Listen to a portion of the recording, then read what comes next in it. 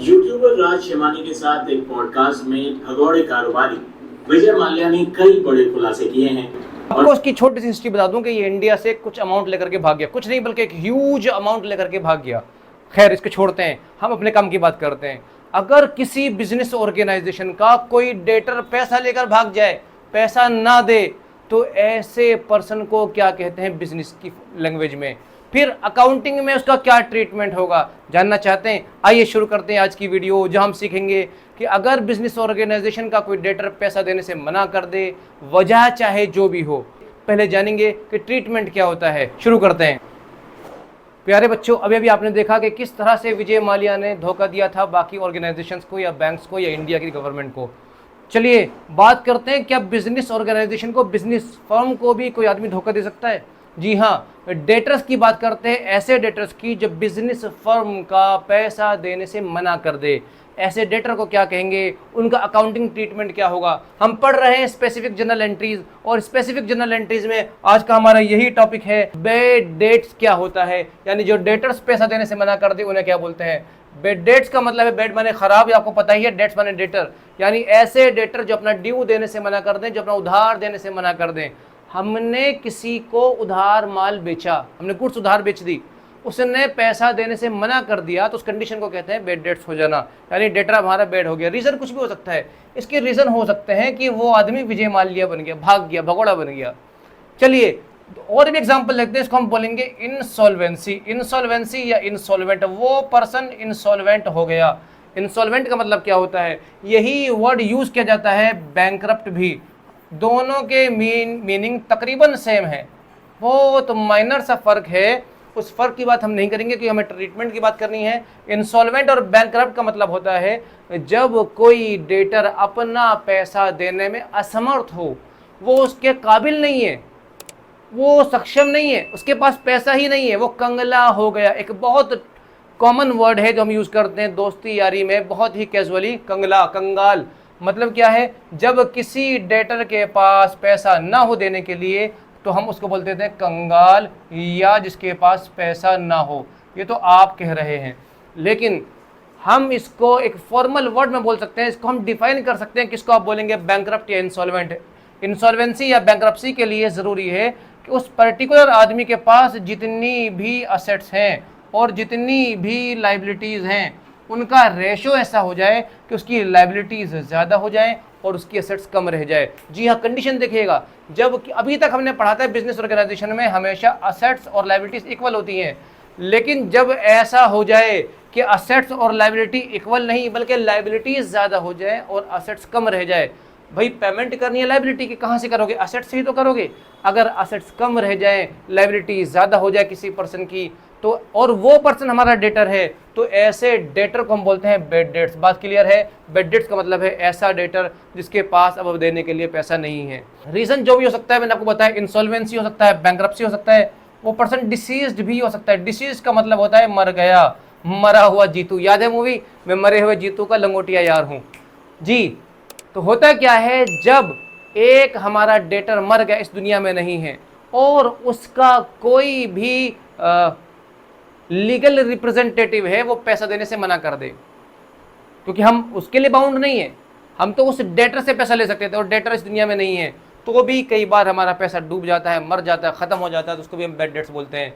कई बार आदमी विजय माल्या बन जाता है, भाईगिरी पर उतर आता है। चलो मैं लिख देता हूँ उसको रेड पेन से, भाईगिरी पर उतर आया। भाईगिरी मतलब, यहाँ पर भाई का मतलब वही लैंग्वेज है जो हमारी बॉलीवुड में दिखाते हैं। भाईगिरी का मतलब हो गया भाई वो बदमाशी पर आ गया, वो कह रहा है मैं तो नहीं दे रहा पैसे, आप कर लो क्या करोगे। हम लड़ना नहीं चाहते, हम तो सबसे शरीफ, सबसे ईमानदार आदमी है, हमें मतलब नहीं है लड़ाई से। तो हमें तो ये देखना है इन सभी कंडीशन में हो क्या रहा है। इन सभी कंडीशन में हमारे डेटर ने हमें पैसा देने से मना कर दिया, तो जर्नल एंट्री क्या होगी, बात करते हैं टॉपिक की। चलिए बच्चे शुरुआत करते हैं जर्नल एंट्री की। फॉर बैड डेट्स क्या होगी? जब डेटर ने पैसा देने से मना कर दिया, हमें कितना अच्छा लगेगा, क्या मज़ा आ गया, डेटर ने पैसा देने से मना कर दिया, ऐसा करोगे? बल्कि हमें फील होगा हमारे डेटर ने पैसा देने से मना कर दिया, हमें दुख हो रहा है ना, हमारा पैसा अब नहीं मिलने वाला, हमें दुख होगा ना। दुख होगा तो ये हमारा खर्चा, एक्सपेंस है, हमारा एक्सपेंस बढ़ गया। बैड डेट्स के नाम से, मैं यहाँ रफ बना रहा हूँ बच्चे, बैड डेट्स के नाम से हमारा खर्चा बढ़ गया, हमारा एक्सपेंस बढ़ गया है। ये बात क्लियर है। अमाउंट जो भी हो सकता है, अमाउंट मान लीजिए 1,00,000 रुपए है, वो देने से मना कर दिया तो बैड डेट्स हो गया। दूसरी बात क्या होगी, दूसरा एग्जांपल क्या होगा, दूसरा ट्रीटमेंट क्या होगा, दूसरा इफेक्ट क्या होगा? दूसरा इफेक्ट ये होगा बच्चे इसका कि जो हमारे डेटर्स थे पहले 5,00,000 रुपए के, अब हम बोलेंगे 1,00,000 रुपए के डेटर्स कम हो गए, तो डेटर्स भी कम हो जाएंगे हमारे 1,00,000 रुपए के। अब हम बोलेंगे हमारे डेटर्स रह गए सिर्फ 4,00,000 रुपए के। डेटर्स हैं हमारे असेट्स और बैड डेट्स हमारे लिए एक्सपेंस। असेट्स घटेगी तो बेटा जी हम क्रेडिट कर देंगे, और एक्सपेंसेस बढ़ेंगे तो बेटा जी हम डेबिट कर देंगे। ये आपको बहुत अच्छे से पता है डेबिट और क्रेडिट का रूल। तो देखिए अकाउंटिंग ट्रीटमेंट क्या होगा इसका, बैड डेट्स का अकाउंटिंग ट्रीटमेंट होगा, आप डेबिट कर देंगे, bad debts account debit, bad debts account debit. मैं बिना फॉर्मेट के करा रहा हूँ बच्चे, bad debts account debit. Amount जो भी आएगा 1,00,000, फॉर एग्जाम्पल 1,00,000 है। टू क्रेडिट क्या हो रहा है यहाँ पर, डेटर्स, हमारे डेटर्स, हमारी एक असेट्स घट गई है, आप इसको क्रेडिट कर देंगे टू डेटर्स अकाउंट। और डेटर का पर्सनल अकाउंट आएगा बच्चे, पर्सनल अकाउंट मतलब उस डेटर का जो भी नाम था, विजय माल्या था तो टू विजय माल्यास अकाउंट, जो भी डेटर का नाम आएगा वो डेटर का नाम लिखना पड़ेगा आपको यहाँ पे, टू 1,00,000। बात क्लियर है बच्चे, कोई दिक्कत तो नहीं है। नरेशन लिख देंगे बीइंग, मैंने बैड डेट्स को शॉर्ट फॉर्म में लिख दिया, being bad debts return of, हमने बैड डेट्स को राइट ऑफ कर दिया। रिटर्न ऑफ का मतलब है हमने उसको अपनी बुक्स में से हटा दिया, हमने उसको खत्म कर दिया, हमने उसको कम कर दिया। बैड डेट्स को हमने अपनी बुक में से हटा दिया, अब हम उसको डेटर नहीं मानते, हमारा तो खर्चा हो गया, नुकसान हो गया, भगा उसको यहाँ से, हमारी बुक में हमें भीड़ नहीं चाहिए, गंदगी नहीं मचानी, गंदगी सारी निकाल दी हमने, निकाल दिया बैड डेट्स को, खत्म कहानी। कई बार ऐसा होता है बैड डेट्स की कंडीशन में बैंकरप्सी होती है। बैंकरप्सी का मतलब होता है जब बैंक डिसाइड कर दे कि जी हाँ इस आदमी के पास वाकई असेट्स कम है और लायबिलिटीज ज़्यादा हैं, बल्कि बैंक नहीं, इसको कोर्ट डिसाइड करती है। एक आदमी मान लीजिए कोई चालाक इंसान है, उसने बहुत सारा कर्जा ले लिया, अब वो देना नहीं चाहता। मैं इसको फ्रॉड के नज़रिए से नहीं, मैं इसको एग्जैक्ट बता रहा हूँ कि होता क्या है। जब वो कर्जा देने के लिए असमर्थ हो जाए, काबिल ना रहे, तो वो क्या करता है, वो जाता है कोर्ट में, और कोर्ट में जज साहब से कहता है कि जज साहब मेरे पास अब देने के लिए पैसा नहीं है। तो जज साहब बाकायदा उसकी सारी की सारी छटाई करते हैं, चेक करते हैं कि क्या वाकई सही बोल रहा है ये। अगर बैंक को कोर्ट को पता चलता है कि बिल्कुल सही बोल रहा है, तो कोर्ट ऐसे आदमी को बैंकरप्ट घोषित कर सकता है, डिक्लेयर कर सकता है। और उसके डिक्लेयर करने के बाद एक आदमी अपॉइंट करता है कोर्ट उसके लिए कि वही उसका लेन देन का काम करेगा। एक पर्टिकुलर आदमी उसके बिहाफ पे सारा लेने देने का काम करता है। तो मान लीजिए हमारा ही कोई डेटर था जो बैंकरप्ट डिक्लेयर हो गया है कोर्ट से, और कोर्ट ने कहा कि उसके पास पैसा नहीं है, वो आदमी सिर्फ 50% दे सकता है।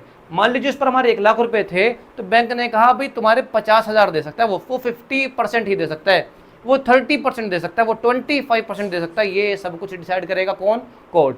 कोर्ट ने कहा कि ये आदमी बैंकरप्ट हो गया, ये आपको सिर्फ 50% अमाउंट ही दे सकता है, बाकी का भूल जाओ, बाकी का माफ़ कर दो, ये नहीं दे पाएगा। तो ऐसी कंडीशन में क्या होगा, ऐसी कंडीशन में कुछ नहीं होगा, बिल्कुल सिंपल है बच्चे, मैं दिखाता हूँ ट्रीटमेंट क्या होगा। तो मैं एक लाइन ड्रॉ कर देता हूँ ताकि हमें फ़र्क समझ में आ जाए। फ़र्क समझने के लिए बात करते हैं बच्चे। एक हमारा डेटर था, उसके पास थे 1,00,000 रुपए, हमारा एक डेटर था, पर्सनल था, विजय माल्या था, बल्कि मैं इसका नाम ही लिख देता हूँ विजय माल्या। ये एक डेटर नहीं बल्कि विजय माल्या के नाम से हमारा डेटर था, याद रहेगा आपको, विजय माल्या। हमने विजय माल्या को उधार माल बेचा था, ये हमारा डेटर है। बेटा मैंने ब्रैकेट में लिख दिया डेटर ताकि आपको याद रहे, ये हमारा डेटर है। विजय माल्या से 1,00,000 रुपए लेने थे, उसने कहा कि मैं तो आपको पैसा दे रहा हूँ 50,000 अभी, और विजय माल्या ने नहीं कहा, कोर्ट ने कहा है। बात क्लियर है बेटा जी, कोर्ट ने हमें कहा कि वो 1,00,000 के बजाय 50,000 रुपये दे रहा है, तो हमारे विजय माल्या तो कम हो गए 1,00,000 रुपये के। चलो भाई विजय माल्या तू तो बाहर निकल, अब विजय माल्या कम हो गया 1,00,000 रुपये से, हमारा डेटर कम हो गया 1,00,000 रुपये से। दूसरा इफेक्ट क्या पड़ेगा इसका, उसने कैश दे दिया है हमें, उसने हमें कैश दे दिया कितने रुपीज़ का, 50% यानी 50,000 का, 50,000 रुपये का कैश हमें मिल गया है। इतनी बात क्लियर है बच्चे। दूसरी बात क्या है, वो 50,000 रुपये देने से मना कर रहा है, वो क्या, वो बैड डेट्स है, कंपाउंड एंट्री हो गई बेटा जी, ये वो बैड डेट्स हो गए हमारे 50,000 रुपये के, 50,000 रुपये देने से उसने मना कर दिया। ये हमारा एक्सपेंस हो गया बैड डेट्स के नाम से, ये हमारा कैश मिल गया हमें, असेट्स है हमारा, असेट्स बढ़ गया हमारा 50,000 रुपये का, बैड डेट्स बढ़ गए 50,000 रुपये के। और विजय माल्या को हटाओ अपनी बुक में से, हमारा विजय माल्या से कोई लेना देना नहीं है, 1,00,000 रुपये खत्म कर देंगे। क्या अकाउंटिंग एंट्री होगी, देखिए आप लिखेंगे डेबिट के आइटम को। डेबिट क्या हो रहा है बच्चे, यहाँ पर डेबिट हो रहा है सर हमारा बैड डेट्स, हमारा नुकसान हो रहा है, एक्सपेंस हो रहा है। आप लिखेंगे बैड डेट्स अकाउंटेड डेबिट, 50,000 रुपये दिए विजय माल्या ने, सॉरी ये तो बैड डेट्स हो गए। और जो पैसा आ गया है वो कैश के नाम से या बैंक के नाम से आप लिख देंगे बैंक अकाउंट डेबिट, कितना अमाउंट 50,000 उसने हमें दे दिया है। बात क्लियर है। जो अमाउंट अब वो जो डेटर था हमारा वो पूरा का पूरा राइट ऑफ कर रहे हैं हम, क्योंकि पैसा आ गया और वो कुछ देने से मना कर दिया, तो पूरा का पूरा डेटर आप राइट ऑफ करेंगे। सो आप क्रेडिट कर देंगे टू विजय माल्याज अकाउंट। और विजय माल्या कौन है? वो हमारा डेटर है, टू विजय माल्याज अकाउंट। ये लो जी डेटर था, अब ख़त्म हो गया। अब बल्कि 50,000 नहीं बल्कि 1 लाख रुपए से ख़त्म हो गया, पूरे 1 लाख रुपए से, यानी अब हमें उससे और पैसा नहीं लेना। बात क्लियर है बच्चे। नरेशन आप लिख देंगे being bad debts return of WRITTENOFF, तो मैंने इसको स्लैश करके लिया W/O return of and ₹50,000 recovered in full settlement, और 50,000 रुपये से रिकवर हो गए हैं। बैड डेट्स को मैंने राइट ऑफ कर दिया है और सिर्फ 50,000 रुपये हमें रिकवर हो चुके हैं। एक ये कंडीशन हो सकती है। दो कंडीशन पड़ी हमने बैड डेट्स की, या तो पूरा का पूरा अमाउंट डूबेगा या थोड़ा सा अमाउंट डूबेगा। अगर पूरा का पूरा डूब रहा है तो पूरा अमाउंट बैड डेट्स के डेबिट में आ जाएगा, bad debts account debit to particular debtor. अगर उस डेटर से कुछ अमाउंट रिसीव हो रहा है, चाहे वो कोर्ट के इन्वॉल्वमेंट की वजह से हो रहा हो, तो जितना पैसा वो दे रहा है कैश या बैंक के नाम से वो डेबिट, जो वो नहीं दे रहा है वो बैड डेट्स के नाम से डेबिट, और उस पर्टिकुलर डेटर को हम क्रेडिट कर देंगे, ख़त्म कर देंगे पूरे अमाउंट से। बात क्लियर है। ये था बैड डेट्स का ट्रीटमेंट। आगे चलते हैं, एक कंडीशन और पढ़ते हैं इसी टॉपिक में। एक नई कंडीशन है bad debts recovered. Bad debts की रिकवरी भी कई बार हो जाती है। क्या मतलब है, समझिए ज़रा कहानी। मान लीजिए विजय माल्या हमारे 1 लाख रुपए लेकर के भाग गया। मान लेते हैं, एग्जाम्पल लेते हैं बच्चे। विजय माल्या ने हमसे 1 लाख रुपए लिए और लेकर के भाग गया। हमने भी बैड डेट्स मान के ख़त्म कर दिया कि हमारा नुकसान हो गया, चल जा मर रात के 12 बजे। हमने भी उसको पैसे दिए और भगा दिया और अपनी बुक से राइट ऑफ कर दिया, ख़त्म कर दिया, बैड डेट्स ख़त्म कर दिए। अब हमें कोई मतलब नहीं है कि मुझसे पैसे लेने हैं, उसे भी कोई मतलब नहीं है कि हमें पैसे देने, सब कुछ ख़त्म। अब हमारा उसका कोई लेना देना नहीं है, बात ख़त्म हो गई। अब हुआ क्या, कुछ टाइम के बाद विजय माल्या को ख्वाब आने लगे, उसको सपने दिखने लगे। उसके सोते सोते वक्त उसको याद आया, अरे हमें तो एजुकेशन ट्रिप के पैसे भी देने थे, 1 लाख रुपये लेकर के भागा हुआ हूँ मैं जावेद सर के। उसने सोचा कि अगर मैं ये 1 लाख रुपये लेकर के भाग गया तो मैं तो जाकर के दोज़ख में जलूँगा, मुझे तो हेल फायर में जलना पड़ेगा, मेरी तो बुरी हालत हो जाएगी, मैं क्या मुंह दिखाऊंगा ऊपर जाकर के ऊपर वाले को। वो परेशान हो गया और उसके दिल में रहम आ गया। वो अचानक से फ़्लाइट लेकर के आया इंडिया और उसने मेरे गेट की बेल को बजाया, टिंग टोंग। मैंने देखा विजय माल्या आया है। वो बोलता है कि लीजिए अपने पैसे। क्या बात है सर, क्या बात है सर। 1 लाख रुपए जो मैं राइट ऑफ कर चुका था, विजय माल्या ने आकर के मुझे दे दिए। कप कपाते हुए हाथों से ला कर दी, लीजिए अपने 1 लाख रुपए। मुझे 1 लाख रुपए मिल गए, जो मैं सोच रहा था कभी नहीं मिलेंगे। अब ये 1 लाख रुपए जो मुझे मिले हैं, ये मेरे लिए क्या है? आप खुद बताइएगा, आपको कैसा फील होगा? विजय माल्या भाग चुका था, मना कर चुका था, आप भी ख़त्म कर चुके थे, अचानक से आया, उसने आकर के आपको पैसे दे दिया, आपको कैसा लगेगा? आपको बड़ा मज़ा आएगा, आपको बहुत अच्छा लगेगा। आप बोलोगे सर ये तो हमारा फ़ायदा है। जी हाँ, ये हमारा रेवेन्यू है। जब कोई डेटर हमारा पैसा लेकर के भाग जाता है और अचानक से आकर के वो हमें पैसा दे देता है, तो उसको हम बोलते हैं बच्चे रेवेन्यू है हमारा।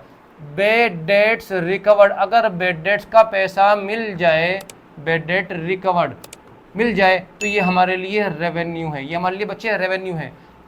विजय माल्या ने 1 लाख रुपया हमें दे दिया है, तो बैड डेट्स रिकवर्ड के नाम से हमारे पास एक रेवेन्यू बढ़ गया है। और उसने जो पैसा दिया है वो जाहिर सी बात है कैश या बैंक की फॉर्म में दिया होगा, तो हमारे पास वो पर्टिकुलर असेट्स भी बढ़ जाएगी। पर्टिकुलर असेट बैंक या कैश 1 लाख रुपये से बढ़ जाएगा। बात क्लियर है? क्या ट्रीटमेंट होगा आपको पता है? रेवेन्यूज़ अगर बढ़ते हैं तो आप क्रेडिट करते हैं, और असेट्स अगर बढ़ती है तो आप उसको डेबिट करते हैं। चलिए देखिए ज़रा अकाउंटिंग ट्रीटमेंट क्या होगा। आप लिख देंगे बैंक अकाउंट डेबिट, आप बैंक को डेबिट कर दीजिएगा, बैंक अकाउंट डेबिट 1 लाख रुपये से लीजिए। और क्रेडिट क्या कर देंगे आप? बैड डेट्स रिकवर्ड को। अब ये विजय माल्या से मतलब नहीं है, डेटर से मतलब नहीं है, डेटर है ही नहीं, विजय माल्या है ही नहीं। अब तो आपको पैसा मिला है, बैड डेट्स की रिकवरी हुई है, तो आप लिखेंगे एक रेवेन्यू बढ़ा है टू बैड डेट्स रिकवर्ड के नाम से, बैड डेट्स रिकवर्ड। ये लीजिए, इतना सिंपल ट्रीटमेंट है इसका, bad debts recovered account. Narration आप लिख देंगे being bad debts recovered 4 rupees 1 lakh, 1 lakh रुपए के बेड डेट्स हमारे रिकवर हो चुके हैं, काम हो गया। कितना सिंपल सा ट्रीटमेंट है। मैंने 2 बातें बताई आज आपको। पहली चीज़ बेड डेट्स की, बेड डेट्स में 2 बातें हैं कि या तो फुल्ली बेड डेट हो गया या पार्शियल बेड डेट हो गया, और दूसरी बात या तीसरी बात हमने पढ़ी है बच्चे बेड डेट्स की रिकवरी की। बस इतने से 2 ट्रांजैक्शन, एक छोटी सी वीडियो, इसको ज़रूर देखिएगा, कॉन्सेप्ट को क्लियर कीजिएगा। जितने भी क्वेश्चंस, जितनी भी अकाउंटिंग एंट्रीज आपको नज़र आ रही हैं, वहाँ पर अगर ये वाली ट्रांजैक्शंस हैं, इनको छांट के भी सॉल्व कीजिए और टॉपिक आपके दिमाग में हमेशा के लिए बैठ जाएगा। अगली वीडियो में हम ऐसे ही इंटरेस्टिंग कुछ और ट्रांजैक्शंस को पढ़ेंगे, उनके अकाउंटिंग ट्रीटमेंट को समझेंगे। तब तक के लिए अलविदा।